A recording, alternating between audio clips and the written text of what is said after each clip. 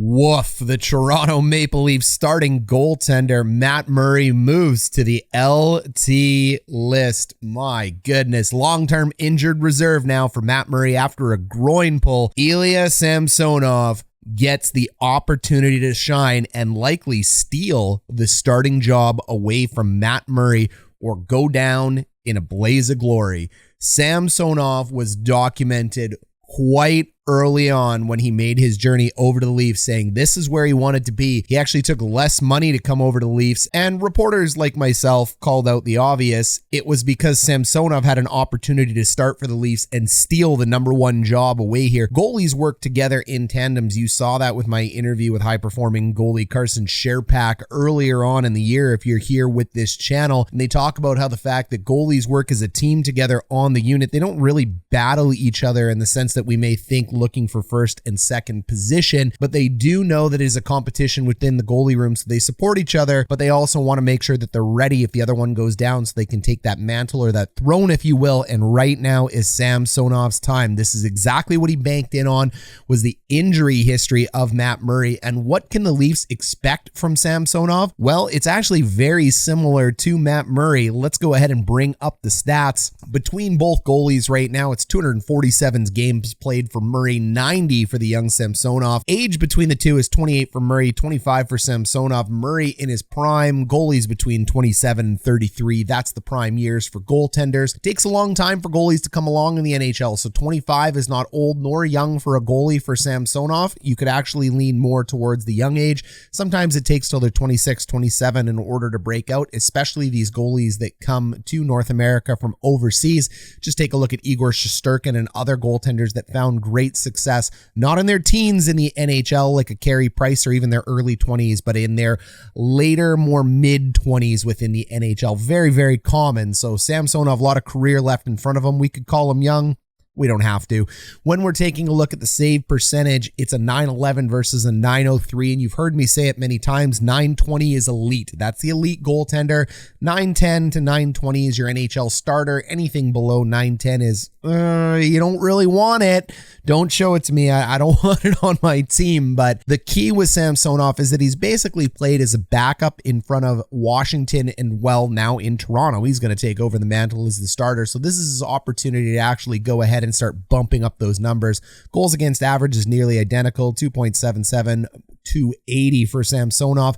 And then we take a look at the win percentage, 63% for Murray and 76% for Samsonov. All that matters is winning. When we take a look at a goalie like Samsonov, he played in front of an excellent Capitals team for 3 years as a backup. In my opinion, he was able to put together 76% of wins.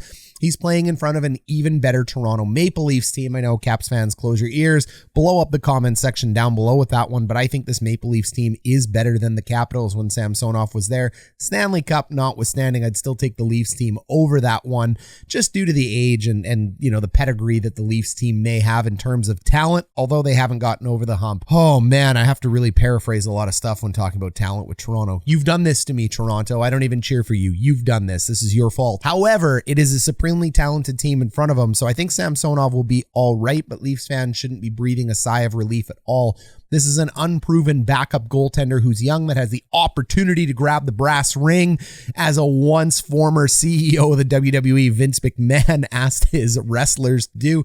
It's just there looking at him. Look up, reach it, kid. This is your time. Go ahead and get it. DJ Smith, former coach of the Ottawa Senators, said Matt Murray was injured all the time, and that is absolutely true. This was my worry with Matt Murray coming into this season. When I go ahead and load this graphic, you can see the history of Matt Murray's injuries, and woof, yuck, gross. Hate to see it. This guy just seems to be one of those types of guys, and I know because I am that guy who's always nicked, bruised, banged up, something's pulled, something's not feeling right. Some people are just built different on the opposite end of the spectrum, and me and Matt Murray seem to have that in common. No matter what happens, it's always a pulled hammy, a pulled groin, something's not feeling right. However, my job doesn't depend on it. His does. So this is a real bummer for the Leafs, and will it impact them going forward?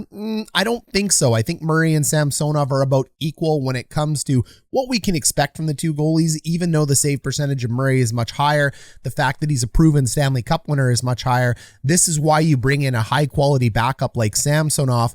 They have to run with Kallgren right now because Wool is out. I mean, they're having injury concerns in Toronto all over the place. We thought Kallgren was going to be hurt. He's not. He's going to back up Samsonov against Ottawa tonight. So stay tuned, glued to your TV. The Battle of Ontario between these two teams will be fire. However, for some reason, the Senators always seem to have the Leafs number. And now with Murray going down, this is going to be a bit of a pressure cooker for the Leafs.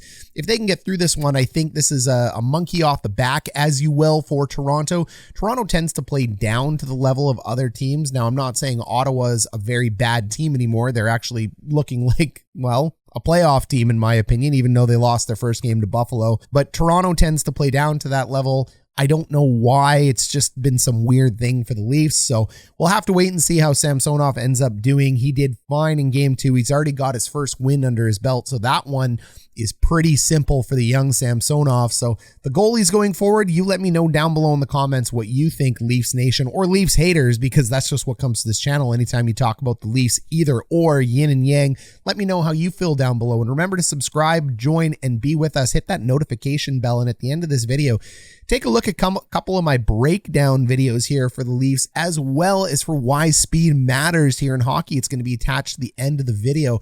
Last piece to talk about today is going to be Jack Campbell. It seems to have come out the fact that Jack Campbell and the Leafs had a really contentious or cantankerous negotiations, and that is why he ended up splitting and going over to Edmonton. And I don't really blame either side for this. Campbell feels he wasn't treated properly by the Leafs organization at the end, but the Leafs organization also has some correctly pointed out things, probably favoring them. We weren't in the room. We didn't get to see what the negotiations are. This is all just rumors and hearsay, but where there's smoke, there's usually fire. And I've been saying it about Captain Jack and Jack Campbell on this channel since he joined the Leafs. Kyle Dubas pulled him out of obscurity, gave him a restart down there in Toronto. And when Jack is on, he's elite. And when he's not on, he's not elite. I even called the fact very early on in the season last year that he would end up getting a 5x5. That's exactly what he ended up getting. You could see that that's what it was worth, but the Leafs didn't want to put that kind of investment in him because Campbell really never proved it. He was either here or here. That's the way it goes. So when you have a point blank conversation like that with a player, they're going to be pissed off about it. And it sounds like that's what Campbell was pissed off about. Peter Mrazek said the Leafs did him dirty as well too, but Mrazek's also out and gone from the Leafs. So you got to take that for a grain of salt. You let me know down below what you think. Are you sad to have seen Campbell go? Would you have rather had Campbell in at a 5x5 instead of letting him walk over to Edmonton? Or would you rather have the combination of Matt Murray and Samsonov? Samsonov, in my opinion, likely would have been here regardless because Mrazek was leaving no matter what, but Leafs Nation better cross their fingers and hope that there's no more injuries to come. All right, now's the time. Check out a couple of those videos I was talking to before. Make sure you stay with us for the best in hockey content.